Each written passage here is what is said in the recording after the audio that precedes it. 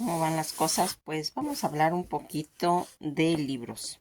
Ya anteriormente hemos estado hablando en otros videos acerca del Caballo de Troya, el libro escrito por J. J. Benítez, que fue, pues se puede decir, una explosión en los aspectos de conocimiento teológico.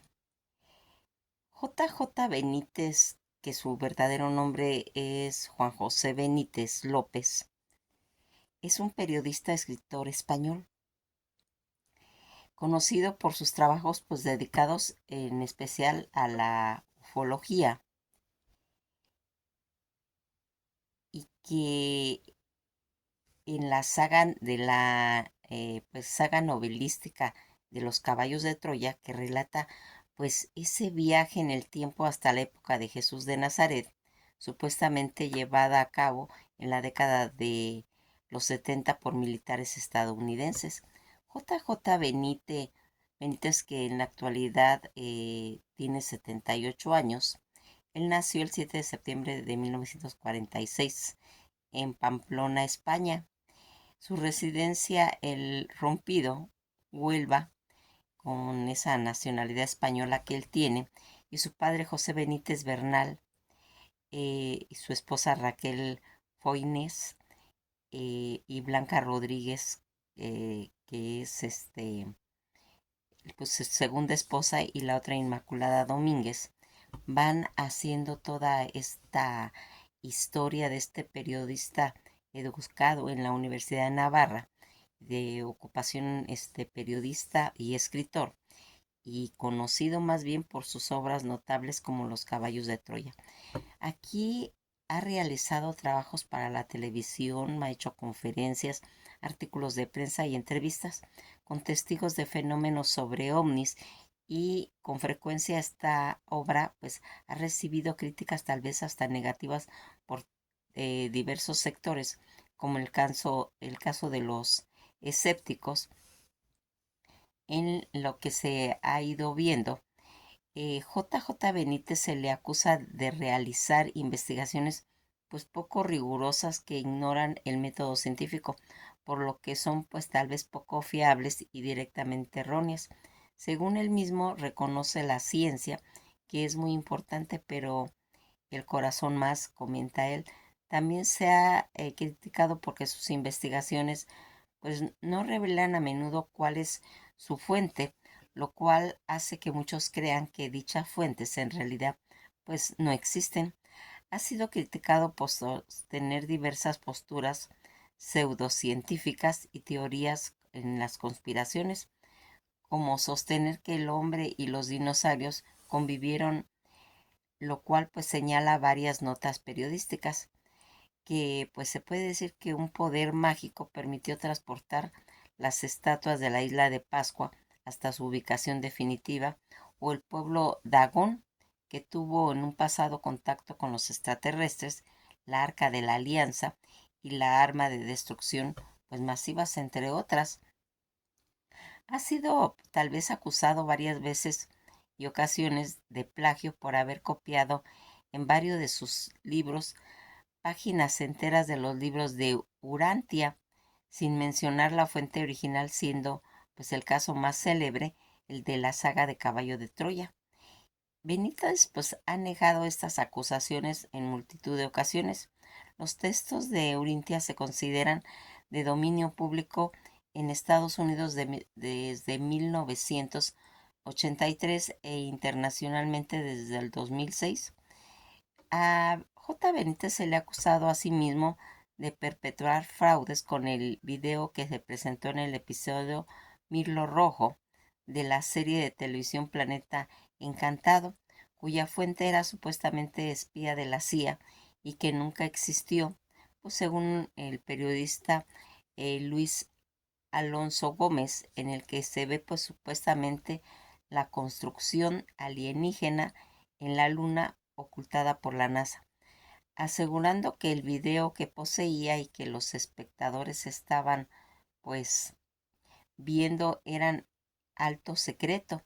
debido a los numerosos errores que contenía el video, como el extraño comportamiento físico de los diferentes objetos, fallos en los trabajos de los astronautas a realizar por las investigaciones del mismo, y como se descubrió que había sido una empresa de animación en la que se había creado el video, señalando pues a Benítez como su cliente, y a su vez Benítez se defiende pues de esas acusaciones, insistiendo de que en realidad la veracidad de sus investigaciones y que no se trata de obras de ficción, a pesar de mostrar pruebas válidas ni conformar sus fuentes.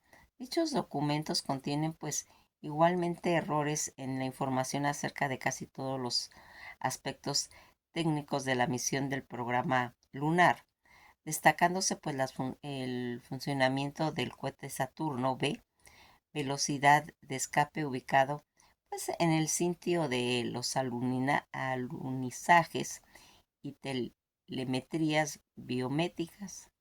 El día 2 de julio del 2007 se dictó una sentencia que condena a uno de los habituales detractores de JJ Benítez, Luis Alonso Gámez, a pagarle una indemnización de más de 6.000 euros por haber vulnerado su honor en varias de las entradas en su blog. Si bien el fallo fue a favor del demandante, cabe señalar que se le requirió a Gámez eliminar los escritos, puesto que pudo, no se puso en duda lo que ahí se decía, y el juez redujo la indemnización de 6.000 euros frente al mínimo de 50.000 euros, pidiendo que el demandante que sentencias similares en el Tribunal Supremo han supuesto una indemnización entre 600 y los 18.000 euros. La sentencia es firme, puesto que Luis Alfonso Gómez optó por no recurrirla. Todas estas situaciones en las que nosotros hemos visto cómo se le ha dado a este escritor premios periodistas de Navarra en el 2021, otorgado por la Asociación Periodista de Navarras. Sus obras principales se han publicado en 50 libros en España.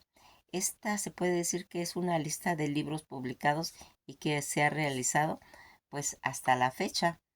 Los astronautas de Yavet en 1980, El testamento de San Juan, Mágica Fe, Las cartas de un idiota, La mano de la mano con frasquito, en el 2008, Jesús de Nazaret, Nada es lo que parece, poesía a solo con la mar, ficciones, novelas policíacas, El Papa Rojo, La Gloria del Olivo, Sueños, La otra orilla, a 33.000 pies, El fin libre, Mi Dios favorito, 10 preguntas eternas, en blanco y negro, Los ovnis, SOS de la humanidad, Existió otras humanidades, ovnis, altos secretos, inicialmente titulada Ovnis, documentos oficiales del gobierno español, 100.500 tras los ovnis. Aquí quiero hacer una aclaración, lo pronuncié mal, 100.000 kilómetros tras los ovnis, que eso fue en 1978. La tempestad en Bonanza, inicialmente titulada Televisión Española, en la Operación OVNI, El enviado, Incidentes Manicer, El encuentro con la montaña roja, Los visitantes en el 82, El terror en la luna en el 82, La gran oleada, El ovni en Belén, Espías del Cosmo, La tripulación no identificada, La punta del iceberg, 7 narraciones extraordinarias, Yo Julio Verne, El misterio de las vírgenes de Guadalupe, La quinta columna, Mis enigmas, materias reservadas, Ricky, 25 años de investigación, Un encuentro con Sudáfrica, 25 años de investigación, Franco censura en ovnis, 25 años de investigación en El árbol y la serpiente, 25 años de investigación, La noche más larga, 25 años de investigación, Altos secretos, investigación de la era OVNI investigación séptima de confidencias, el caballo de Troya, que viene siendo en, pues, se puede decir que su obra cumbre, y que van a ser 25 años de investigación. 8, el mundo nunca sabrá. Investigación 9, la gran apagón. La investigación Homo. Investigan sobre el Apolo 11, ustedes no lo creerán, en el 99. Investigación de luz negra. 25 años de investigación y operaciones en 1999. Mis ovnis favoritos, el hombre que susurra a los humitas. Estoy bien, pacto y señales solo para tus ojos. Tengo a papá, las últimas horas del Che. Go empieza cuenta atrás, el enigma y misterios de los Dummies. Mis primos, la guerra de Yaved. Éxito sobre la humanidad, la serie de televisión Planeta Encantado. La huella de los dioses, la isla del fin del mundo. El señor del agua, el mensaje enterrado. El secreto de Colón. Unas en la manga de Dios, la caja de madera y oro, el anillo de plata, Sahara azul, Sahara rojo. Escribamos nuevamente la historia, el mirlo rojo, la esfera de nadie, el caballo de Troya, toda esa saga en la que menciona el caballo de Troya donde habla de Jesucristo, la rebelión de Lucifer, el caballo de Troya 2, Masada. Masada es la reina de Saba. Aquí hay que pues dejar claro para que vean que es el otro nombre de la reina de Saba. El caballo de Troya, Saidán. El caballo de Troya 4, Nazaret. El caballo de Troya 5, Cesáreas. El caballo de Troya 6, Hermón. El caballo de Troya 7, Nahum. El caballo de Troya 8, Jordán. El caballo de Troya 9, Caná. El caballo de Troya, el día del relámpago. El caballo de Troya 11, Eliseo. La gran catástrofe amarilla. El caballo de Troya 12, que es Belén. Todas estas situaciones en las que nosotros hemos ido mencionando, y que aquí pues algo que pues nos llegan a, también para ir conociendo todas estas eh, cosas pues relacionadas con lo que se ha hablado acerca pues de estos libros que han mencionado, ahora que estábamos hablando de todas esas acusaciones de fraude que él tenía. Cuando hablamos del libro de Urantia, también conocida como esos documentos de Urantia o la Quinta Revelación, que es una obra, se puede decir, literaria espiritual, en la que nosotros vamos a pues visualizar el contenido de eso. El libro de Urantia, publicada en 1955 por la Fundación Urantia, nos presenta, pues se puede decir, el origen y el destino de la humanidad, respondiendo así preguntas sobre Dios, sobre la vida del universo, habitado en la historia y en el futuro, y este mundo que incluye, se puede decir, una inspirada narración de la vida y enseñanzas de Jesús, y que aquí va a ir haciendo toda esta situación. Aquí vamos a ir analizando algo, la diferencia que hay entre la Biblia y el libro de Urantia, la afirmación de Urantia de que la constituye la presentación más reciente de la verdad, o la Mortales de Urantia, ha sido pues criticada como una producción de esfuerzo humano, dado que el libro afirma que ciertos principios, tanto en el cristianismo como en las doctrinas de inspiración, son más de origen humano, y al tiempo presenta pues mucho más. Toda esta situación en la que habla Urantia, el libro, del nacimiento de Jesús, Jesús humano, que vio a Dios como santo, justo y grande, así como también verdadero, bello y bueno. Todos estos atributos de la divinidad, el enfoque de su mente como la voluntad del Padre en el cielo, el Dios de Jesús era al mismo tiempo el Santo de Israel o el Padre vivo del amante en el cielo. Todas estas situaciones en las que menciona que en el libro de Urantia, que Jesús afirma que nace el mediodía el día 21 de agosto del año 7 antes de Cristo. Toda esta situación en la que nosotros vamos viendo y que este libro de Urantia, que en el libro explican que es el verdadero nombre de la tierra y que es todo aquello pequeño, grande, feo, bonito, delgado, gordo o sin número de elementos que con sus formas y colores van integrándolo.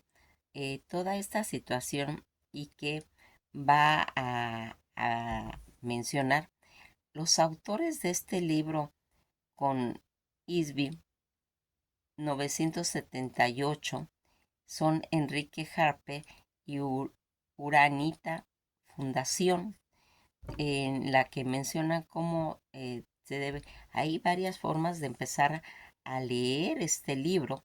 Solo lea lo que le atraiga, así se comenta. A algunas personas les gusta, pues a veces adivinar, haciendo preguntas al universo y luego abriendo el libro para ver lo que se revela. Recuerdan, pues que toda esta situación siempre ha empezado a leerse lo más que le gusta. Si no le importa en lo absoluto la ciencia, puede irlo leyendo en partes. Algo que aquí señala pues también la reencarnación.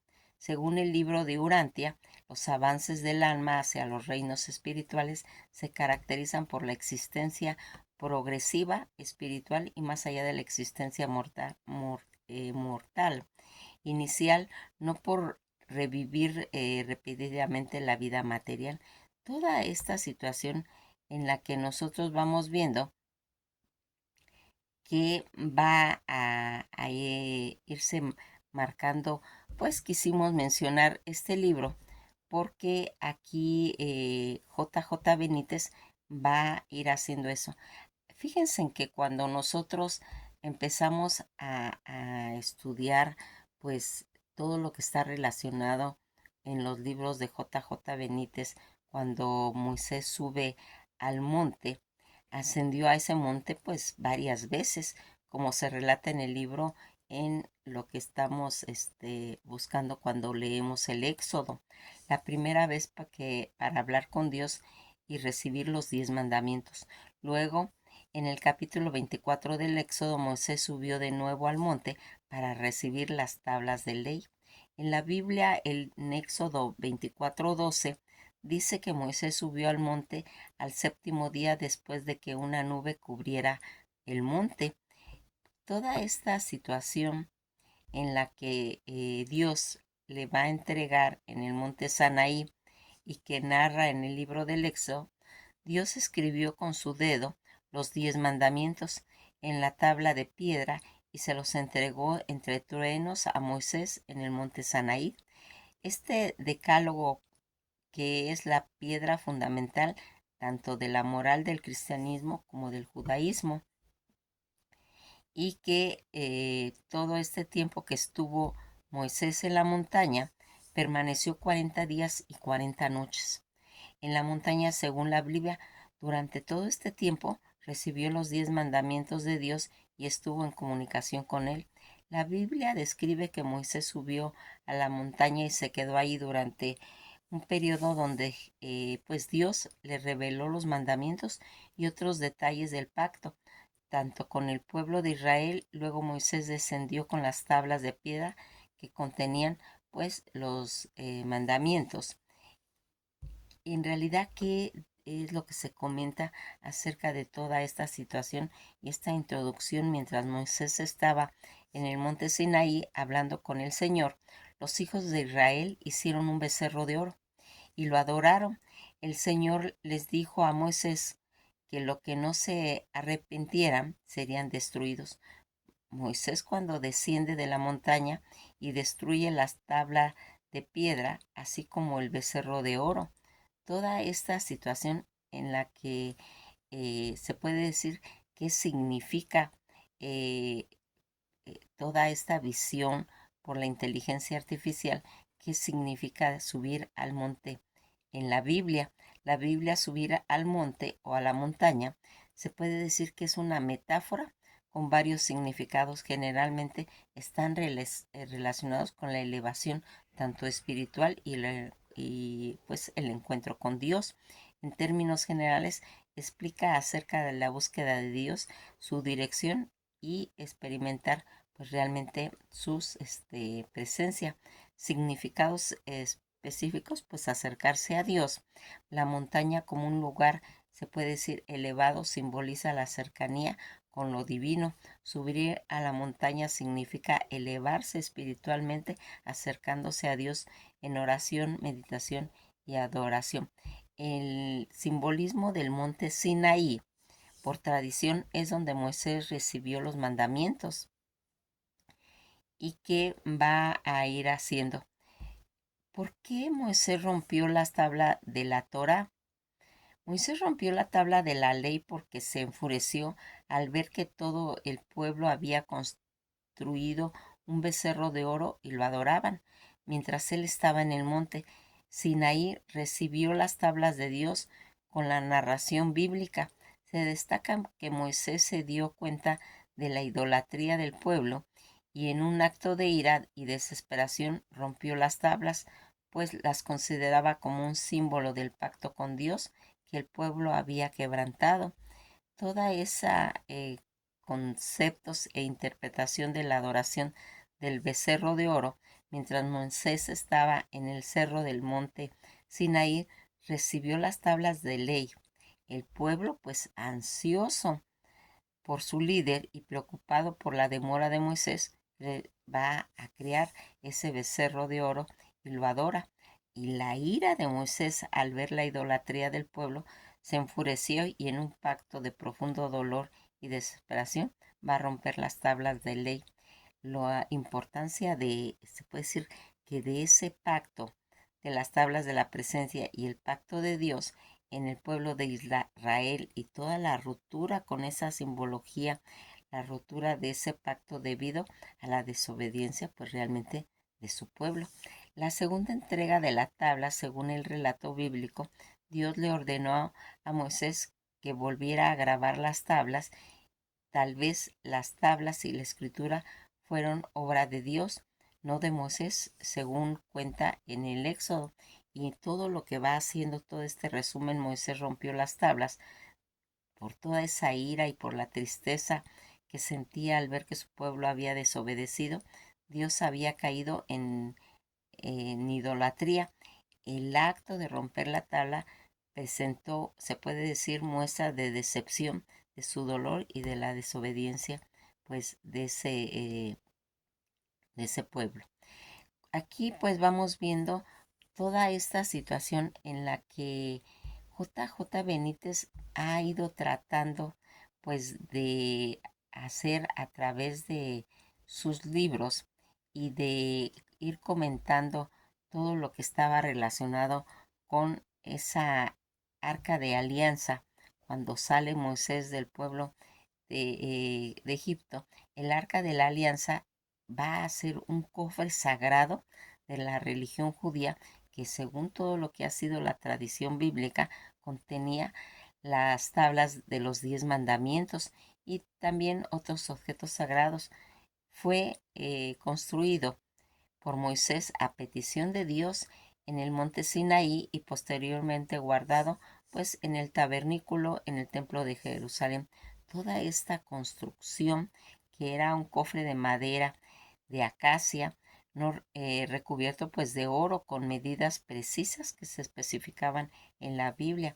Todo el contenido, además de las tablas de los 10 mandamientos, el arca también contenía la vara de Aarón y el maná, otros objetos sagrados que simbolizaban pues en sí la presencia de Dios. El arca era considerada como ese objeto más sagrado de los israelitas y se creía que presentaba pues la presencia de Dios. Se utilizó para transportar las tablas de la ley. También se creía que acompañaba a los israelitas en las batallas. La Biblia pues realmente no cuenta con exactitud qué ocurrió con la arca después de la destrucción del templo de Jerusalén, por lo que su paradero pues actual es un misterio que ha generado pues diversas teorías.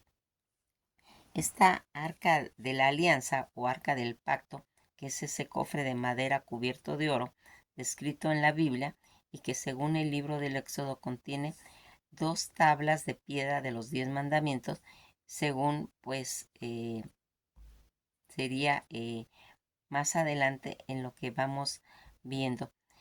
Eh, Según la carta de los Hebreos del Nuevo Testamento, también contenía la vara de Aarón y una vasija de maná. En el episodio situado aproximadamente pues después de un año del éxodo de Egipto, el arca fue creada según el modelo que Dios le había dado a Moisés cuando los israelitas acamparon al pie del monte Sinaí. Más tarde se colocó en el templo de Jerusalén, construido por Salomón, a quienes sostenían que se trataba de la segunda tabla y los restos de la primera.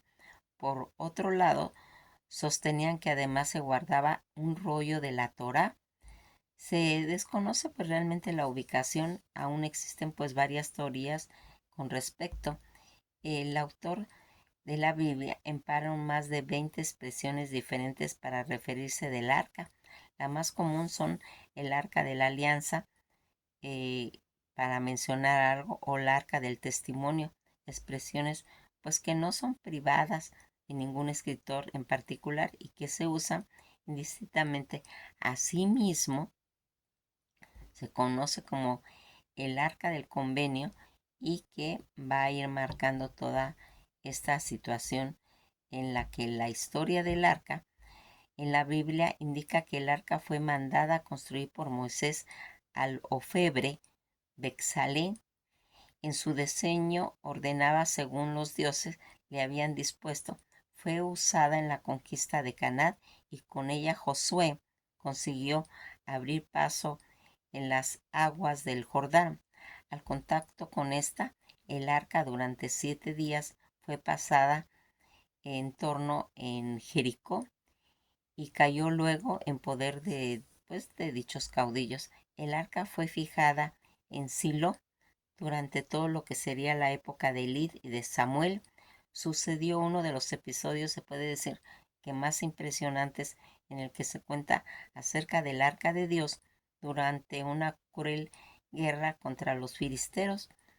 Fue llevada, pues se puede decir que al campamento israelita con el objeto de levantar pues la moral de todos los guerreros, pero después de una trágica pues derrota, el pueblo hebreo fue muerto por el rey Saúl y también los dos hijos del juez y sacerdote Israel, Eli.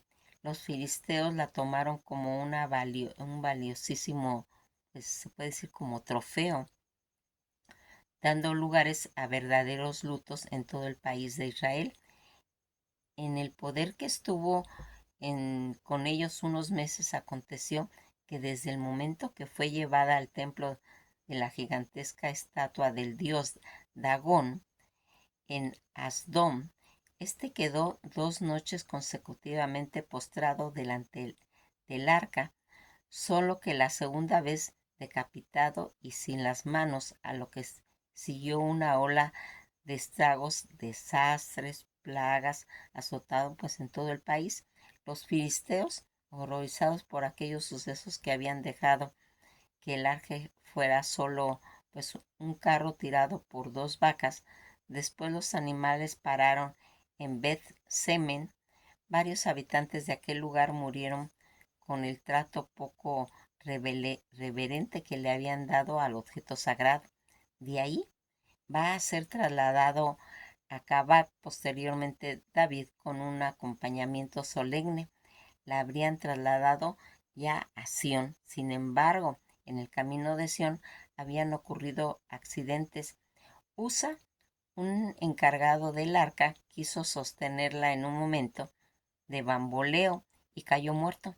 De repente David, atemorizado, la dejó durante 3 meses en la casa de Abededón. Seguidamente después, Sión, la reliquia fue instalada en el majestuoso templo de Salomón y tiempo después de su reinado en Jerusalén.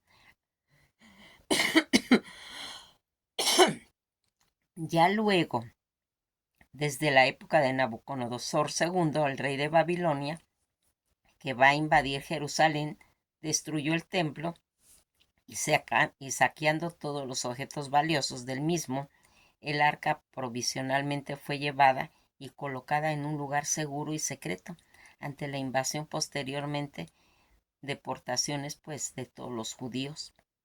Precisamente en este templo y la destrucción del templo, Jeremías es el profeta ungido y responsable de hablar. Según el registro de los macabeos, Jeremías tomó el arca en el cual representaba pues el trono de Dios para ocultarla en el monte Nebo. Cuando la existencia histórica del Arca de la Alianza desde el principio, desde el siglo XIX, se ha producido un auténtico, se puede decir que debate histórico, historiográfico, para tratar de averiguar cuál fue la naturaleza de este importante objeto y de culto.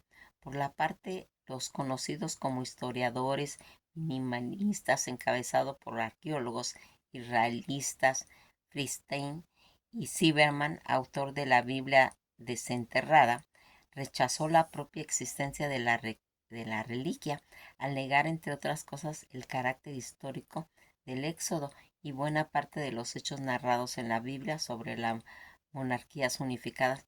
Por otra parte, historiadores como egiptólogos, David Frank, autor de la Arca en la Alianza y sus contextos egipcios, se adhiere al maximalismo bíblico que, basándose en la similitud del arca con artefactos egipcios, pues se puede decir que de la misma época, define su existencia tal como la describe el libro sagrado. Una postura similar que representa el profesor español Javier Martínez Pina, autor de la operación Trompetas de Jericó, quien no parece dudar de la existencia histórica del arca.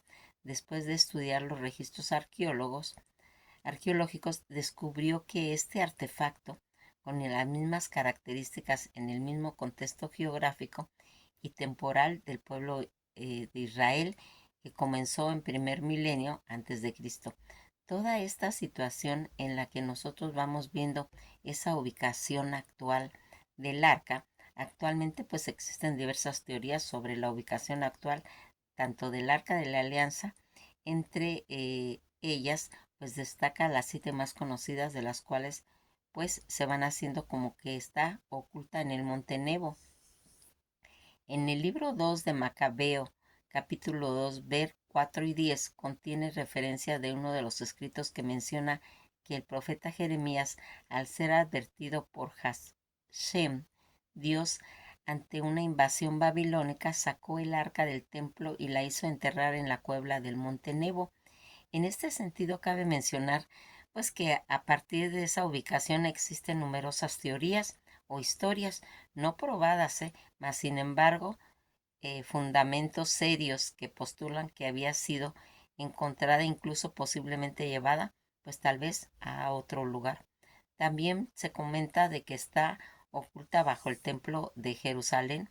Un grupo de rabinos afirma que tras la caída de la ciudad de Jerusalén, que dividió en la destrucción y el saqueo del primer templo a manos de la cultura babilónica, el arca había sido enterrada en el monte Moria, donde se había ubicado pues antiguos templos. Según estos religiosos, el cofre sagrado no se menciona entre los tesoros devueltos por los persas, por lo que debido sobrevivió, pues se puede decir que a todo ese saqueo al ser enterrada por los levitas. Estos habrían muerto en la caída de la ciudad sin dar pues la ubicación del arca. Otras de sus ubicaciones casi imposible porque en este sitio se alza el Domo de la Roca. En una entrevista para Telegraph, el rabino Chaim Richardman, director del Instituto del Templo, cuya finalidad era fomentar la reconstrucción del Templo de Salomón en Israel, señaló que el arca del pacto o del arca de la alianza estaría oculta a 1 kilómetro de ahí en la cámara subterránea cavada en los días de Salomón. Toda esta situación también comentan que está bajo el monte Calavera en Jerusalén. Un arqueólogo bíblico aficionado famoso por afirmar haber descubierto numerosos lugares y artefactos relacionados con la arqueología bíblica, ubican que se denomina el Jardín de la Tumba en el Monte de la Calavera de Jerusalén. Todo este descubrimiento ha sido desmentido por científicos, historiadores, eruditos bíblicos y por varios motivos, por un total ausencia de pruebas, grabaciones o fotografías, y para dar una descripción demasiada apariencia a las ofrecidas en el libro del Éxodo, pese a los miles de años que han transcurrido sin restaurar ni mantenimiento alguno, además de la discordia con la descripción existe en el Deuteronomio. Sin embargo, trabajos de Yat, según teniendo algunos seguidores entre los grupos eh, que se han fundamentado pues en el cristianismo. También se comenta que está resguardado en la iglesia de Etiopía.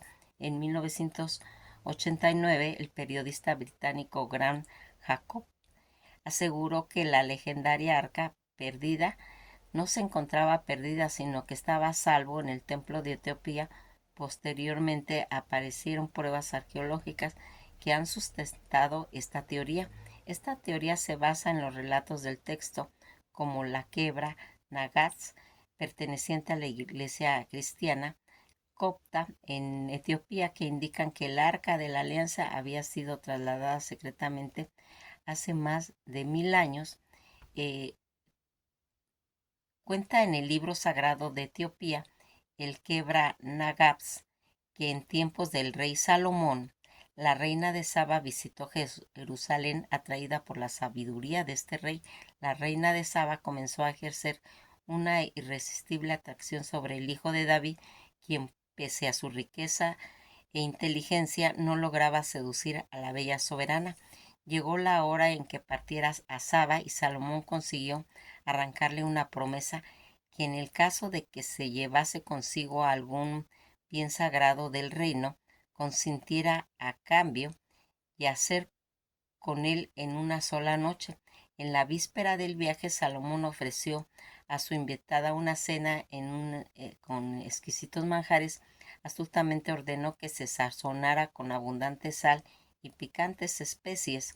Tras los postres, la reina tuvo que beber abundante agua para calmar la sed, y la reina de Saba cumplió de que aquel única unión nació Menelik I, futuro rey de Etiopía y que era hijo de la reina de Saba y el rey Salomón. Relatos indican que años más tarde este joven Menelik fue enviado para recibir educación a la casa de su padre en Jerusalén. Poco después, a pesar pues de todos los esfuerzos de Salomón para que su hijo se quedara, Menelik regresó a Etiopía. La tradición cuenta que, seducido por sus ayudantes, se llevó consigo el arca. Algunas teorías postulan que para poder llevarse el arca existió un posible cambio de arca original, por la que una copia del arca que Menelik debía llevarse, siendo posiblemente que esa copia sea el arca que se dice que está oculta en Jordania. Otras teorías, en cambio, postulan que la posible existencia de las dos arcas originales, o que tenían la misma importancia, en donde en cada una se guardó posiblemente una de las tablas de ley, siendo una de ellas las que se llevaron a Etiopía. Posteriormente, los relatos indican que permaneció primero en el templo de la isla de Elefantina, en el río Nilo. Luego se relata cómo el arca de la alianza había sido colocada en una especie de tabernáculo en la isla de Tana, Quigos, ubicada en el lago Tana, donde permaneció durante 800 años.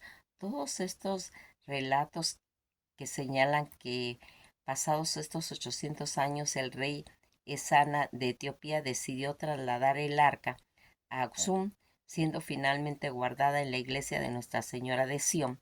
Según los etíopes, es el lugar en donde hasta hoy en día aún permanece y es cuidada por un sacerdote. Este sacerdote, según las tradiciones, sería uno de los descendientes de uno de los levitas, quien ayudaba a trasladar y cuidar el arca en sus viajes. Este sacerdote es la única persona a quien se le permite ver el arca de la alianza guardada en la iglesia de Nuestra Señora de Sión, al igual de que ocurriría con los levitas, según la tradición judía, y que es por eso que ha sido ratificada y permanece real en esta iglesia, aunque todas las pruebas arqueológicas indican que esta teoría sería auténtica. Entre las variadas pruebas arqueológicas hay reliquias permanentes en el pueblo judío y en el pueblo de la Arca, según permanecen en el templo de Jerusalén. Esta última teoría se sustenta que extrañamente el arca es el punto central del culto y la adoración cristiana en Etiopía. Cada uno de los 20.000 templos de Etiopía contiene una réplica del Arca de la Alianza. El libro sagrado de Etiopía, el Quebran Nagast, cuenta la historia del traslado del arca gracias a Menelik I. Cuando el rey Salomón se dio cuenta del robo, pensó enviar un ejército persiguiendo a su hijo, pero él también soñó que era la voluntad de Dios y mantuvo en secreto la desaparición del arca. La visión respecto a Maqueda y Salomón, Maqueda es la reina de Saba, ese es su nombre, en la tradición judío ortodoxa, y la Falasha de Etiopía es prácticamente idéntica a la de Kebra Nagabs, y a pesar de ser una historia desestimada por los historiadores occidentales, los, los etíopes la han aceptado sin duda. Están convencidos de que el arca original fue llevada a Axum en los primeros milenios antes de Cristo y que permanece ahí desde entonces. Recientemente, Abun de Etiopía, Iglesia Ortodoxa de Etiopía, afirma haber visto pues el arca de la Alianza. En diciembre del 2020 se reportó un ataque a la iglesia de Nuestra Señora de Sion por la Armada etíope y milicias de Ambara, supuestamente con el objeto pues de tomar el arca. El estado del arca no ha sido pues reportado. Llevada a Zimbabue, la tribu africana Lembu, la cual presume de ascendencia israelita, ha afirmado en sus tradiciones y entre sus antepasados, cuando llegó al sur de África trajeron consigo la reliquia sagrada llamada Nogoma Lugundu, o la voz de Dios, la cual estuvo pues un tiempo escondida en las cuevas profundas de la montaña. Dugun fue su hogar espiritual hasta que fue llevada al museo donde se encuentra, se puede decir que actualmente. Todas estas son las teorías de dónde ha permanecido o dónde está oculta la Arca de la Alianza. Pues nos quedamos hasta aquí. Prolongamos un poco el video porque realmente es interesante saber todos estos datos. Nos quedamos hasta aquí y esto ha sido todo por hoy. Que pasen un día muy agradable.